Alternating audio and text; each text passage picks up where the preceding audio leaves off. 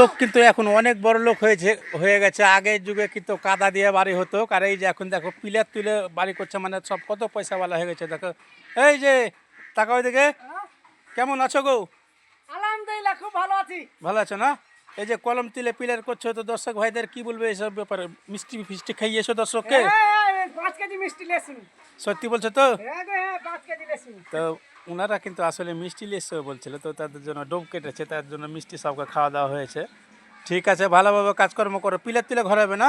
হ্যাঁ গো, কত 10-10? হ্যাঁ। ঠিক আছে বন্ধুরা, সব ভালো থাকবে। এই যে দেখো এখানে আবার কে আছে দেখি। এই ইজাজ বাবু, তুমি কি ব্যাপার গো? রমজান ভালো আছো? কি করছো তুমি এখানে? বলো কন্টাক্ট করো, আমি দেখবো না। মনে আছে না? হাই হাই, এদিকে তাকাও। ভালো আছি। ভালো আছো না? পড়াশোনা করে তো? হ্যাঁ।